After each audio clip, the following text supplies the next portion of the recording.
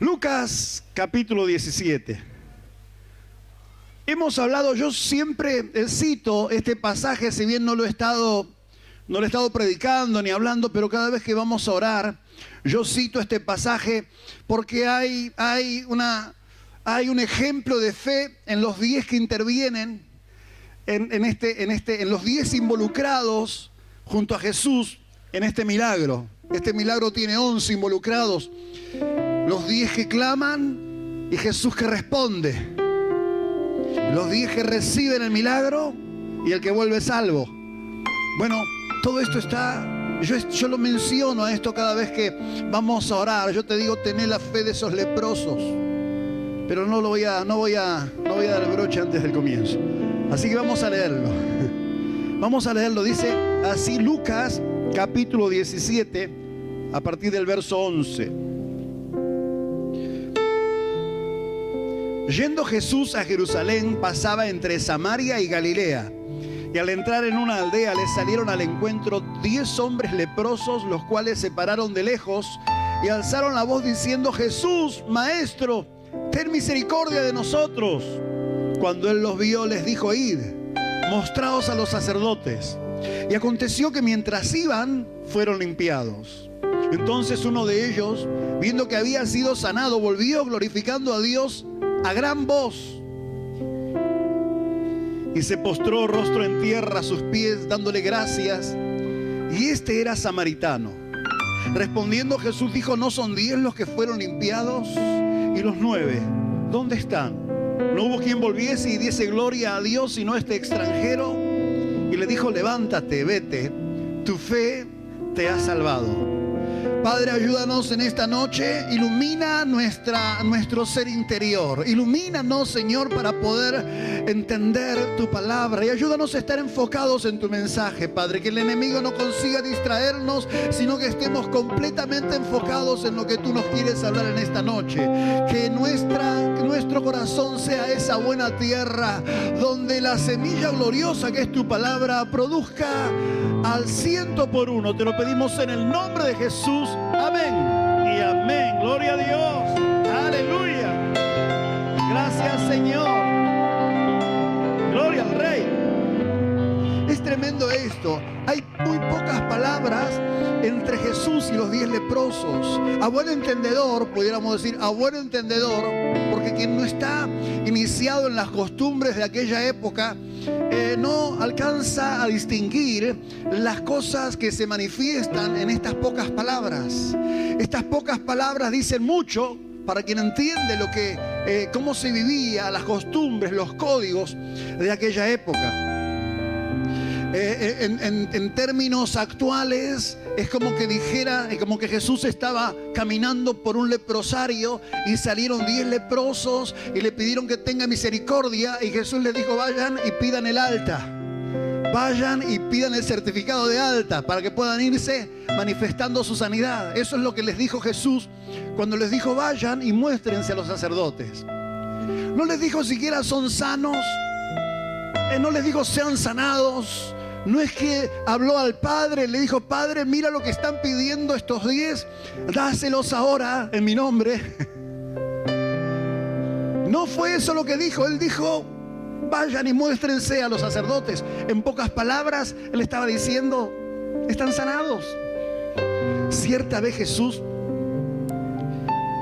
iba caminando, era ya sus últimos tiempos, en realidad él iba caminando entre Betania. Él paraba en casa de sus amigos en Betania cuando iba a Jerusalén. Betania quedaba de Jerusalén como Mateo de Escobar. Era ahí nomás, 3 kilómetros.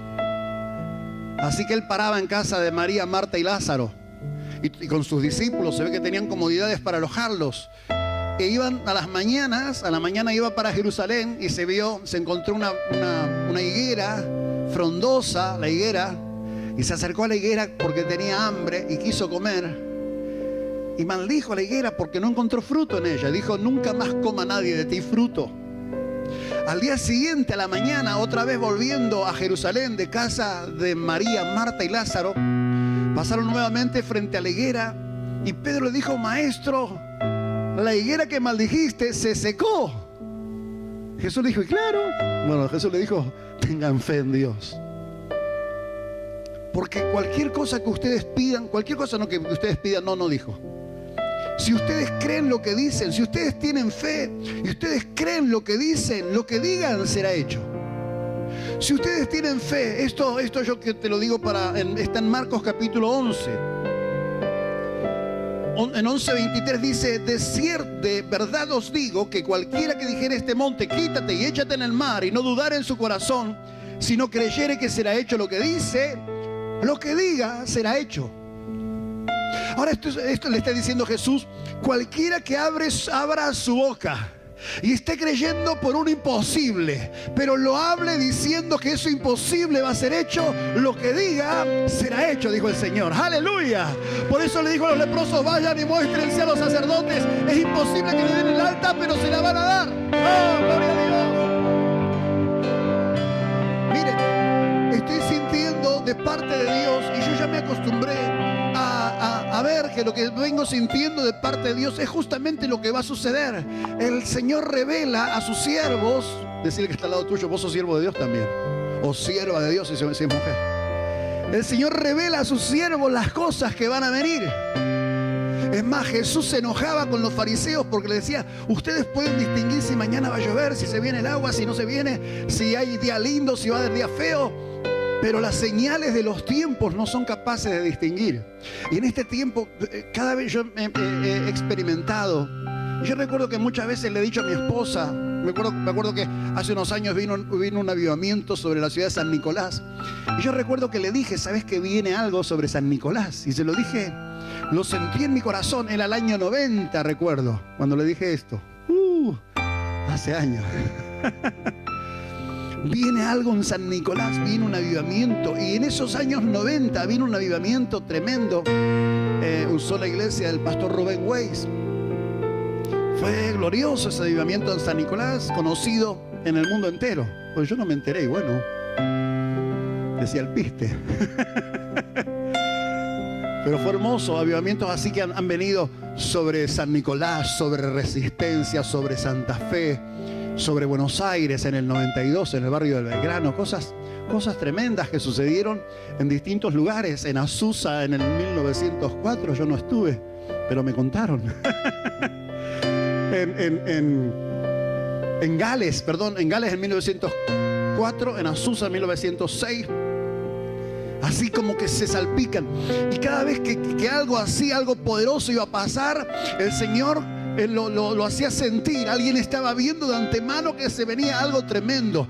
Y la iglesia comenzaba a orar para que eso que estaba a punto de venirse y que el Señor estaba hablando que se venía, fuera producido, fuera traído a la realidad a través de la oración de la iglesia. Porque lo que no se ora no sucede. Ahora, Dios tiene planes, y cuando Dios tiene planes necesita hombres y mujeres que desaten el plan de Dios, el proyecto de Dios para el tiempo a través de la oración. Pero no solamente a través de la oración. La oración es hablar con Dios, pero también hoy estamos hablando de oración de autoridad, de palabra de autoridad como hijo de Dios. Cuando Jesucristo le dijo lo de la higuera, dijo: tengan fe en Dios. En el original se pudiera leer: tengan la fe de Dios. Tengan la fe con la que Dios los hizo. Ahora Jesucristo le está diciendo a ellos que tengan esa fe. Es decir, que ellos son responsables, como cuando te dice, hay unos cuantos engaños que nos hacemos por seguir la tradición, ¿no? Nosotros pensamos que el amor viene y se va. Confundimos amor con enamoramiento, con embelezo. Y la Biblia dice: ama, como una orden, por ejemplo. Ama a tu esposa, ama a tu esposo. No dice: está junto mientras lo ames, y cuando se acabe el amor ya no estés más juntos. Eso no es de Dios. El Señor da una orden: ama a tu mujer como tu mismo cuerpo. Porque nadie se aborrece a sí mismo, todos nos amamos a nosotros mismos. Nos dice el segundo mandamiento: ama a tu prójimo como a ti mismo. Y vos decís: Señor, pero es difícil de amar a este desgraciado. Pero es un mandato. No se trata de lo fácil que sea o lo difícil que sea, es un mandato de Dios. Y si Dios me da el mandato, es porque me dio la capacidad de que yo poder amar, pero también tengo no solamente la capacidad, sino la responsabilidad de hacerlo. Dios te pide, Dios te manda, no te piden esto. No es un pedido, no es una sugerencia de parte de Dios cuando dice ama a tu prójimo como a ti mismo. Dios te da esa orden, ese mandato porque te dio la capacidad de hacerlo. Porque tenemos la capacidad de amar. Y lo mismo de la fe. La fe, nosotros sabemos que cuando creímos en el Señor, la fe que tuvimos para creer no fue nuestra, fue dada por Dios. Aún la fe para creer es don de Dios. Y aún los creyentes podemos leer entre los dones ministeriales, entre los dones, el don de fe, es la palabra de fe. Pero sin embargo Dios nos manda a tener fe.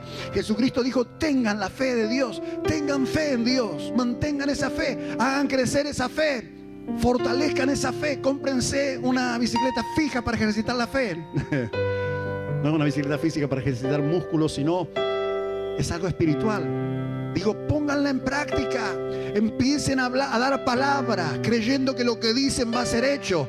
Crean no solamente por cosas posibles, crean por imposibles. De decirle a un monte que se salga de ese lugar y se eche al mar, yo estoy diciéndoles algo imposible para que su mente comience a adaptarse, que lo imposible se hace posible para los hijos de Dios que tienen fe.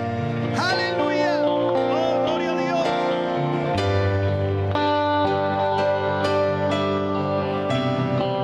Y ahora está viniendo. Yo lo estoy sintiendo otra vez. Está viniendo un avivamiento. Estamos ya encendidos. Yo digo, ya estamos encendidos. El fuego se prendió. Jesucristo nos bautizó con Espíritu Santo y con fuego, decíamos el otro día en el Congreso. Y el fuego ya está encendido. Jesucristo decía: fuego vengo a echar a esta tierra, y cómo me angustio hasta que se encienda. Quiero que se encienda de una vez. O cómo quisiera que ya estuviera encendido. Bueno, ahora está encendido ese fuego. Ya está encendido. Ya la iglesia está creyendo que puede hacer Dios a través de ella cosas grandes, cosas tremendas. Ya la iglesia está creyendo, ya no está buscando un intermediario, ya no está buscando alguien que esté entre ellos y Dios. Vos ya no estás buscando a alguien que esté entre vos y Dios. Vos sabés que estás bien cerca de Dios, que Dios está bien cerca tuyo, que tenés palabra para crear la situación. Ahora eso es una revelación. Hasta hace poco las personas estaban corriendo para que alguien de parte de Dios los toque, para que alguien de parte de Dios les hable. Aquí hablamos y ministramos de parte de Dios, pero enseñamos de parte del Espíritu Santo, de parte del Señor, que vos tenés palabra de autoridad, que vos podés mover la mano de Dios, que no necesitas en una circunstancia, no necesitas de más nadie si tenés a Jesucristo. No estoy hablando de independencia. Los cristianos somos interdependientes, porque somos un cuerpo, dependemos unos de otros. El amor tiene que fluir y nosotros crecemos en nuestras relaciones interpersonales. Si somos solitarios, estamos separados del cuerpo, que es la iglesia. No somos independientes, somos interdependientes. Pero si estamos solos, como dijo Jesús, yo voy a estar solo, pero el Padre va a estar conmigo. Yo no voy a estar solo. Vos podrás estar solo en una circunstancia, pero el Espíritu Santo de Dios está con vos. ¡Aleluya! Nadie te podrá hacer frente en todos los días de tu vida. Bendito sea el Rey. Gloria a Dios. Ya estamos, no es que está viniendo, ya estamos. Y en esta invasión del amor de Dios vamos a ver un crecimiento espiritual, ministerial de cada uno. Yo siento que personas que han visto imposibles, que Dios se sirva de ellos. Mirá, que Dios se sirva de mí, que yo sea un instrumento de Dios, es más difícil que agarrar un monte y decirle que se eche en el mar. Dirán algunos. Pero Dios te está diciendo en esta noche: acostúmbrate a que lo imposible es posible. Acostúmbrate a que lo imposible es real. Aleluya. Que yo voy a usar tu vida, y para mí sos de gran estima, pero voy a usar tu vida para que mi hijo, para que mi Padre sea glorificado en vos. Aleluya. Yo voy a usar tu vida. Dice el que está al lado: Dios va a usar tu vida en este tiempo. Dios va a usar tu vida en este tiempo. Aleluya. Somos fácil admiradores de personas que Dios usa, pero Dios te va a usar a vos. Fácilmente nos enamoramos de alguien entre quien la unción, le estoy diciendo, en quien la unción fluye, y es precioso, es hermoso, es tremendo ver una persona que tiene esa fe y que consigue que esa unción de Dios pueda fluir y tocar a otros y bendecir a otros, y yo decir esa palabra y ver que la gloria de Dios se desata por la palabra que dije. Pero eso también es para vos. Eso también es para vos. Jesús no oró por los 10 leprosos, le dijo: ejerciten su propia fe, vayan y muestren que están sanos, vayan y pidan el alta. Vayan y pidan el alta, vayan y muéstrense a los sacerdotes. Y fueron, apoyándose uno en el otro. Estamos sanos. Pero mientras iban, fueron sanados, se enderezaron. No sé, la lepra es corrupción en vida, el cuerpo se pudre. Ahora hay medicina que detiene el avance de la enfermedad, pero en aquel tiempo, cuando la lepra arrancaba, comenzaba a consumir el cuerpo de la persona y se podría en vida. Y se le caían los dedos, una extremidad, la piel, la nariz, quedaba un agujero ahí. Pero Jesús simplemente les dijo: vayan y muéstrense a los sacerdotes. No les dijo: sean sanos. No dijo: Padre, en el nombre de Jesús, miren lo que me están pidiendo estos días, sánalos ahora y reciban sanidad. No, dio palabra para que ellos mismos comiencen a creer que lo imposible era real. Tal vez alguno pudiera haberle dicho: le venimos a pedir que nos sane y nos manda enfermos como estamos, a decirle a los médicos que estamos sanos. Está loco. Nosotros estamos enfermos, pero él está peor que nosotros. No es dueño de sí. Pero ellos creyeron, tuvieron fe en imposibles. Jesucristo le dijo a Pedro cuando lo de la higuera, le dijo a los que estaban con él: tengan fe en Dios, porque si ustedes creen lo que dicen, ustedes le van a decir a ese monte que salga de ahí, se tire al mar, y lo que ustedes digan va a ser hecho. Tengan fe en Dios, ténganla, manifiéstenla, ejercítenla, desafíense a sí mismos para creer para tomar un poco más distancia, para extenderme más en la fe. Si creía que iba a llegar hasta acá, ahora yo me extiendo más y creo que voy a llegar mucho más allá, mucho más allá. Yo estoy desafiando mi propia fe, estoy creyendo en el Señor, estoy desarrollando la fe en Dios en mi vida, y estoy creyendo que este es el tiempo de la iglesia, cuando la iglesia comienza a descubrir esas verdades acerca de sí misma, comienza a descubrir el sacerdocio universal del creyente. No es que lo comienza a descubrir ahora, es decir que sos un sacerdote, que sos un rey, que Dios llamó. Dios nos compró, nos adquirió por la sangre de Jesucristo. Somos pueblo adquirido por Dios. Somos nación santa, pueblo adquirido por Dios, para que anunciemos las virtudes de aquel que nos llamó de las tinieblas a su luz admirable. Somos nación santa, real sacerdocio, pueblo adquirido por Dios. Así dice más o menos el versículo. Aleluya.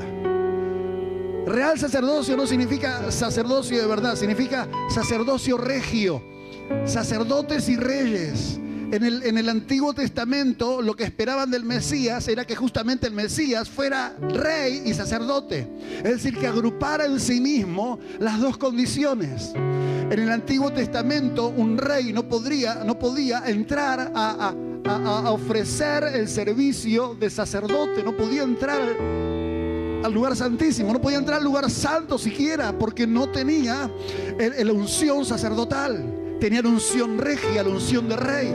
Y un sacerdote no podía ejercer el reinado. Pero Jesucristo es rey y es sacerdote. Y a vos te llamó para que seas rey y seas sacerdote, seas reina y seas sacerdotisa también. Aleluya. Es decir, que tu palabra tiene poder, tu palabra tiene autoridad. Gracias, Jesús. Oh, gloria al Rey. Es tremendo esto. Marcos 11:23, yo lo subrayo en mi Biblia, como subrayo también Lucas 17, que en pocas palabras me muestra tanto. En pocas palabras me dice, los 10 leprosos pidieron misericordia y Jesús le dijo: vayan y muéstrense a los sacerdotes. Ellos sabían de qué se trataba cuando le dijo esto, aunque no tenían su cuerpo sano, porque dice la palabra de Dios. Yo tenía ganas, mientras leía, de decirte que repitas conmigo esas frases claves de esta porción que leímos, de esa parte que dice mientras iban fueron sanados. Id, mostraos a los sacerdotes. Y mientras iban, dice el verso 14, fueron sanados. Pero uno de ellos, yo los entiendo a los 9. Cuando llegamos a esta parte, nos enardecemos y decimos: miren esos 9 que fueron sanados y desagradecidos, siguieron caminando para alejándose de Cristo. Y yo me pongo en los zapatos de esos 9. Digo, pobres infelices, habían estado quién sabe cuántos años lejos de su familia. No podían abrazar a sus hijos, no podían abrazar a su esposa, no podían abrazar a sus padres. Corrieron a abrazarlos. Yo digo, Jesucristo mismo tiene misericordia de esos 10, pero aquí quiso dar una enseñanza con este que volvió. Este volvió dando gloria a Dios, dándole gloria a Cristo, y se postró a los pies de Cristo. Y él preguntó: ¿y dónde están los otros 9? ¿No volvieron para darle gloria a Dios? No. Y le dijo: levántate, vete, tu fe te ha salvado. Dios quiere hacer milagros a través de su iglesia. El otro día, yo, hermanos, a veces escucho, leo. Internet es una hermosa herramienta, poderosa. De Internet podés bajar la Eastword, que es una Biblia, es un programa bíblico con más de 100 traducciones de la Biblia, con más de 100 diccionarios bíblicos. Tenés la Biblia en inglés, en hebreo, en griego, en portugués, en francés, en castellano, un montón de ediciones. Podés compararla con el mismo Eastword. La bajas gratis de Internet. O sea que Internet es una preciosa herramienta para el que quiere servirse de ella. Pero es como todo, también se usa para mal. Se usa para mal, hay cosas terribles para las cuales se usa Internet. Y aún hombres, pensando que hablan de parte de Dios, escriben palabras destructivas, palabras terribles que arrasan con la fe de los creyentes. Yo quisiera poder tener el poder de cancelar. No se puede. Todo, sí, yo cancelo esas palabras, pero quisiera que nadie las lea. Yo quisiera que cuando uno escribe palabras que quitan la fe, palabras que te desnudan en tiempo de frío, te sacan el abrigo. Estás con frío y querés ver una palabra de aliento, querés que alguien te abrigue un poco y te despoja del último que te queda. Y escuchaba acerca de predicar el mensaje del Evangelio, diciéndole a las personas que Dios obra milagros, que Dios sana a los enfermos, que Dios liberta a los cautivos, que Él tiene misericordia de las familias destruidas y las restaura. Uno me dijo: están predicando las añadiduras. Y yo, como soy un ser espiritual que nunca me salgo de mis cabales, hace 2 semanas podía haberlo dicho, que nunca me salgo de mis cabales, me quedé callado. No, sí, hablamos así con otros pastores que estábamos presentes en el lugar. ¿Cómo? Ese era mi otro yo tras la apariencia. ¿Cómo está diciendo eso? Jesús siempre predicó con milagros. Él dijo: si no vienen milagros, no van a creer. Jesús nos desafía. Hay un evangelio para el cual no es necesario tener fe, porque no van a orar jamás por un enfermo. Entonces no necesitan tener la fe de que el enfermo desahuciado se puede sanar. No necesitan tener fe porque ni siquiera se imaginan que el que vino en silla de ruedas puede salir caminando. Pero yo estoy creyendo que mi Dios es poderoso y que lo que hacía Jesucristo lo sigue haciendo todavía, y que Él me mandó que lo haga. ¡Aleluya! ¡Gloria a Dios!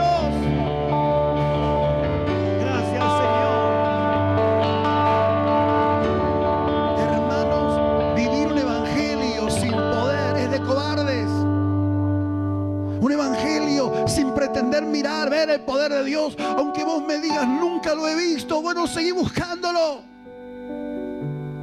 O comenzá a fijar la mirada a tu alrededor y comenzá a ver familias transformadas, matrimonios restaurados, enfermos sanados, adictos libertados. Es como que cuando nosotros comenzamos a servir al Señor,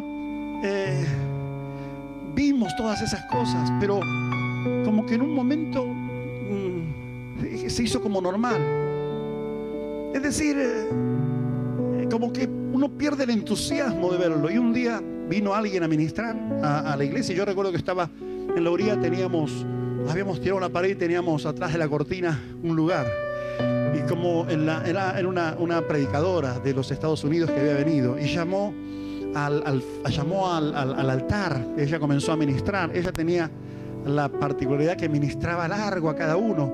Y si bien estábamos en la orilla, éramos unos cuantos para que ministrar largo a cada uno. Así que se le acalambraban los dedos a que tocaba el teclado.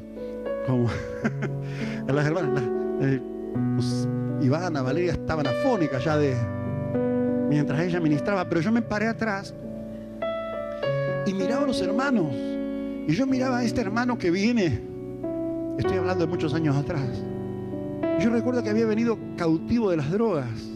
Y veía el otro matrimonio que estaba al lado. Y habían sido restaurados, separados 20 años o no sé cuántos años, pero el Señor los había vuelto a unir. Y eran personas felices. Y veía uno y otro y otro y otro. Y Dios me dijo, que me mostró que la iglesia era como un hospital donde venían enfermos, pero era eficaz el médico. Jesucristo, nuestro médico, era poderoso. A Él no hacía mala praxis. Los que venían se iban sanos, se iban bendecidos. Todos habían recibido milagros. ¡Aleluya! Gracias, Jesús. Eres digno, Rey de alabanza, de gloria. Yo creo en milagros porque yo creo en Dios. Yo creo en milagros porque creo que la palabra de Dios es verdad. Y predico milagros y predico sanidad y predico el poder de Dios, porque yo digo, yo privilegio, aunque hemos visto, aunque la experiencia confirma que la palabra es verdad, pero si yo no tuviera la experiencia, yo estaría diciendo que igual la palabra es verdad. Que algo no es que la palabra falló, algo no estoy viendo con la debida agudeza, o no estoy haciendo lo que la palabra de Dios me dice que haga, pero yo sé que la palabra de Dios es verdad. Yo sigo creyendo en un Dios de milagros y yo sé que voy a ver en este tiempo milagros sorprendentes que van a sorprender a toda la ciudad de Escobar y todos se van a volver a Cristo. ¡Aleluya! ¡Oh, gloria a Dios! Gracias, Señor. Este es el tiempo. Dios te llamó para este tiempo. Dios te llamó para ahora. Miren, estuvimos haciendo invasión del amor, de la toma de la ciudad.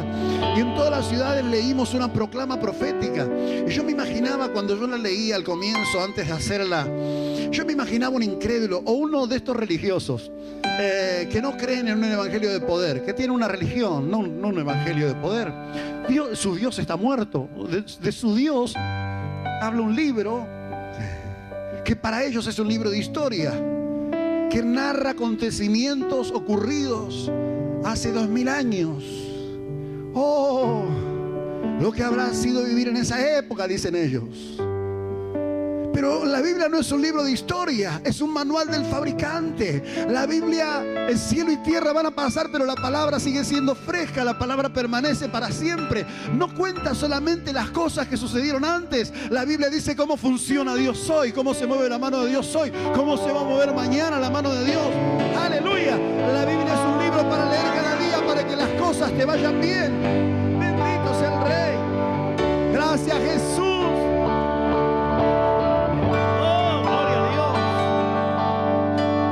Necesario tener fe, necesario desafiar la fe, no dormirse en los laureles, recordando milagros pasados. Dios tiene milagros nuevos para vos en este tiempo. Dios tiene milagros nuevos para vos en este día. Ay, ¿qué más le puedo pedir? Seguro que si buscas necesitas un milagro más, por un ser querido, por una bendición material, que es imposible que la tengas. Yo les dije anoche a los hermanos, vamos a pedir imposible. Yo quiero que antes que oremos comiences a traer a tu mente qué puede ser imposible. Yo vi una mujer que estaba creyendo, yo lo vi en mi espíritu, que estaba creyendo que la restauración de su hogar era un imposible. Pero cuando propuse esto, vi cómo hubo un quiebre en ese corazón, hubo un rompimiento y comenzó a creer que lo imposible era posible. Y yo sé que cuando ella comenzó a creer, el Dios en cuyo mano están los corazones de los hombres, comenzó a inclinar el corazón de ese varón, aleluya. Y esa mujer va a tener en sus manos lo que está creyendo en su corazón ahora. Yo te desafío a comenzar a creer por imposibles en esta noche. Bendito sea el Rey.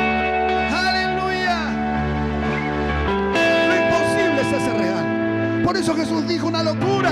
Si ustedes creen lo que dicen y le mandan ese monte a que se tire al mar, el monte se va a tirar. Y nadie anda haciendo cambios topográficos. nadie anda haciendo esas cosas. Estaba diciendo Jesús, tengan fe por imposibles. Crean que los imposibles son posibles conmigo. Por eso les dijo a los leprosos, vayan y muéstrense a los sacerdotes. Es imposible que se sanen, es imposible que le den el alta. Cuando le ven que le falta la nariz, que tiene un agujero en ese lugar, no le van a dar el alta. Pero es que mientras iban, el agujero desapareció y se formó la nariz. Mientras iban, la piel se volvió sana. Aleluya. Yo he tenido, ese tiempo que estuve enfermo, tiene unos agujeros en las piernas, además de mis piernas hinchadas. Yo me la miraba y decía, esto no se cierto, madre. Estas úlceras no desaparecen más, voy a tener ese agujero de por vida. Decía, no, mira qué poca fe tenía. Por eso no me sanaba tan rápido. Es que en el momento que uno se las ve dice, ¿cómo puede ser? Pero ya se sanaron, ya están cerradas. Aleluya, para la gloria de Dios. Dios es poderoso. Aleluya. Hay alguien que se acostumbró a su enfermedad. Hay alguien que se acostumbró a esas manchas, que se acostumbró a ese dolor, que se acostumbró a caminar de cierta manera a causa del dolor. Empezó doliendo en el pie, y como caminaba riñando, le siguió doliendo la cadera, y como seguiste así, ahora te duele la columna acá arriba, y también te empezaron los dolores de cabeza. No, porque te acostumbraste a caminar con el pie dolorido. El dolor continuó y te ganó. Pero esta noche vas a creer que se va a ir el dolor del pie, de la cadera, de la cintura, de la espalda, de la nuca y de la cabeza, porque el Señor va a hacer imposible en tu vida. ¡Aleluya! Hoy es el día, Dios quiere acostumbrarte a imposible. Gloria a Dios.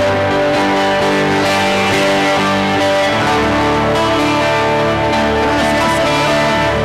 Y vamos a seguir leyendo por milagros. Estaba diciendo cuando me fui, que cuando yo leía proclama, cuando yo leía la declaración profética y leía las palabras, nosotros declaramos, proclamamos, decretamos, profetizamos. Y decía, si escucho un religioso, va a decir, ¿qué se piensan estos que son hijos de Dios? Sí, esos somos hijos de Dios. Y son reyes, sí, esos somos decretados. Damos decretos proféticos, declaramos que las cosas no tienen que suceder y van a suceder de esa manera. ¡Aleluya! Somos hijos de Dios.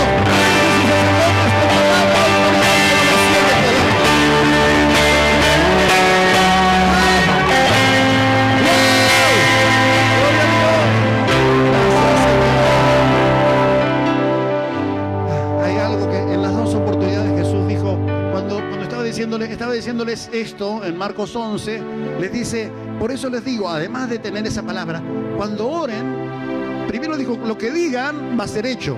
Y además, después el siguiente versículo, lo que pidan orando, crean que lo van a recibir y les vendrá. Lo que pidan orando, crean que lo reciben y os vendrá. Aleluya. Y dijo, ahí nomás, siguiendo,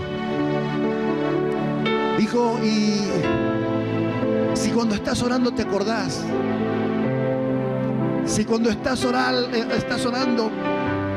te acordás que tenés algo contra alguien,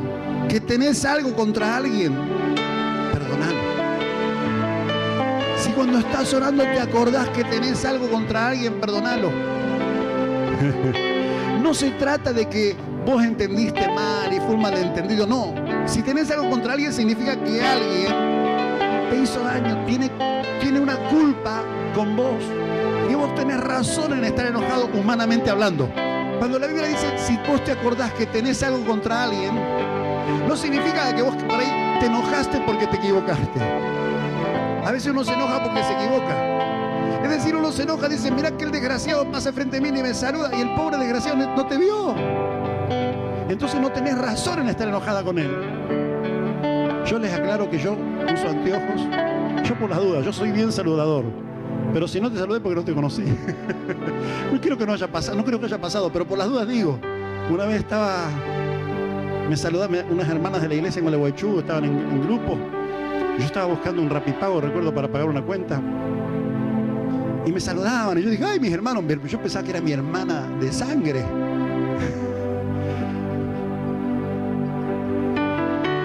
Sí, hola, Sarita. Y ella decía, no soy yo. No soy quien dice que soy.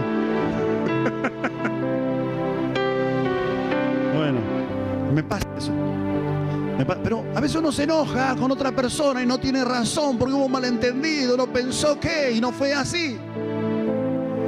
Vino y te dijo alguien, la otra, ¿sabés lo que dijo fulano de vos? Dijo que sos esto, aquello y lo otro. Y el otro no dijo nada. Te metieron un cuento y vos te enojaste con el pobre y el pobre no dijo absolutamente nada. Cuando es eso, vos no tenés nada contra alguien. Es decir, ellos no te hicieron nada y vos te enojaste solo. Pero no te hicieron nada. Te enojaste solo, no te hicieron nada. No tenés que pedirles perdón si ellos ni se enteraron ni saben. Ni tenés que perdonarlos tampoco porque no te hicieron nada. No digas nada, no le pidas perdón. Es feo cuando vienen y te dicen, perdoname. Y vos decís, ¿por qué? Pues yo te tenía bronca. No me has dicho nada. Amame nomás. Es feo cuando dicen, no, perdoname, porque no sé por qué yo te veía la cara y me daba bronca. Mira, te quería...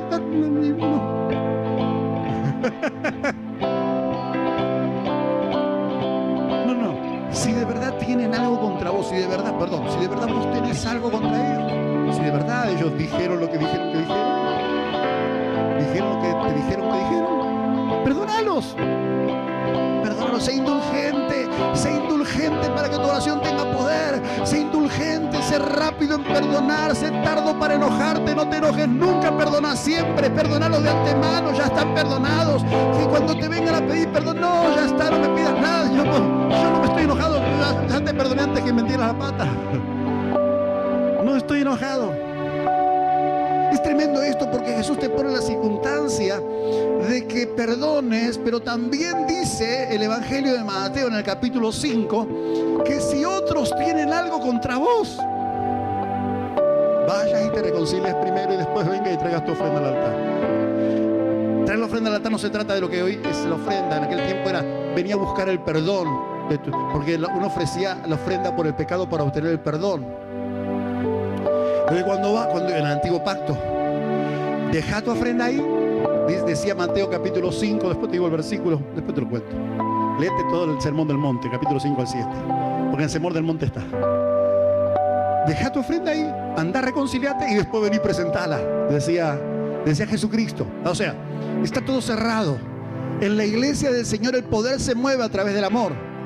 Es decir, tenemos que amar a Dios. Pero si no amamos al hermano, ¿cómo podemos decir que amamos a Dios? El que no ama a su hermano, no ama a Dios. Así dice la palabra de Dios. Entonces yo tengo que perdonar rápido y también ver si alguien tiene algo contra mí y ir a reconciliarme, es decir, ir a pedir perdón. Yo no tengo que decir a nadie te perdono. Nadie tiene que venir a buscar mi perdón. Ya están perdonados. Es decir, nadie tiene que venir a buscar tu perdón. No estés esperando cuando hay un malentendido. Yo quiero que me perdone. Yo quiero que venga y me pida perdón y se humille. No esperes nunca eso. Nunca esperes eso. No, que no vengan y que no pidan perdón ni nada. Vos ya lo perdonaste igual. Ya está. Y al revés, cuando es al revés, que vos tenés que ir a pedir perdón porque metés la pata y Dios esto lo hace tan bien, tan lindo, Él lo presentó. Porque eso es para mantener tu corazón sano, para mantener tu crecimiento activo. Él te dice, vos sí, andá y pedí perdón. Cuando te quieran pedir perdón, vos decís, no, ya está, no me hiciste nada, ya pasó. No, pero yo quiero pedirte perdón, ya estás perdonado, no importa. No importa, ay. Y cuando se trata al revés de que alguien tiene algo contra vos, pedí perdón. Perdóname, yo me equivoqué y te maltraté. O yo me equivoqué. O yo en nuestro trato me favorecí trampeándote. Es decir, no, si a uno le toca pedir perdón, uno tiene que pedir perdón. Si a uno le toca perdonar, ya lo hiciste. No dejes que la persona se humille. Cuando te vengan a pedir perdón, ya estás perdonado el que te viene a pedir perdón. Ya lo perdonaste como Dios te perdonó a vos. Porque de esa manera tu oración tiene poder. De esa manera tu oración fluye. Aleluya. Cuando vos te reconciliás y pedís perdón, de esa manera sos perdonado también. Cuando vos perdonás, como perdonás, sos perdonado. Con la ampara con que me dice, serás medido. No es que se humille y venga y me pida perdón, lo voy a poner abajo de mis zapatos. No. Perdónalo ya. Y deja que el poder fluya. Que la gracia fluya, que la unción fluya, que la bendición venga. Yo recibo la bendición y doy bendición, y porque doy bendición viene más bendición sobre mi vida y se opera algo exponencial. Sigo dando esa bendición y viene más todavía. Aleluya. Dios es un dador tremendo, nadie le gana a Él. Susana me decía cuando yo estaba ahí peleando que el Señor me llamaba al ministerio de tiempo completo y yo estaba bien en mi trabajo, era jefe, tenía un excelente sueldo, y yo decía, no, yo sé, no, tartamudeaba cuando hablamos del tema. Y mi esposa me decía, Dios no es deudor de nadie. El Señor te va a bendecir cuando te dediques a Él. Bueno, me lo decía de muchas maneras. Me cantaba canciones, me leía versículos. Aleluya. Y yo descubrí que en verdad Dios es un dador generoso, alegre. Vamos a ponernos todos de pie. El Señor quiere mostrarse a tu vida en una dimensión de gloria, de milagros, de poder, de gracia abundante fluyendo a través de tu vida. Aleluya. Él está diciéndote, voy a hacer que vivas un tiempo que haga que te acostumbres a los milagros y después entiendas que una vida sin milagros, una vida sin expectativa de cosas sobrenaturales, no vas a querer volver nunca más ahí. Vas a querer vivir cada día en lo sobrenatural, cada día desafiándote. Hoy voy a orar por alguien y el Señor va a sanar a alguien enfermo de cáncer. Alguien que tiene los días contados se va a cruzar conmigo en este día y yo voy a orar por él y el Señor va a mover su mano y yo voy a ver una familia feliz porque su ser querido va a vivir muchos años más y van a ser hijos de Dios, van a ser parte de la iglesia, van a trabajar con Cristo, va a haber fiesta en el cielo, va a haber fiesta en la familia y yo voy a volver a casa lleno de gozo. Cuando uno comienza a hacer la obra de Dios, las añadiduras que Dios promete vienen sobre tu vida. Las promesas y la herencia de Dios para sus hijos vienen sobre tu vida.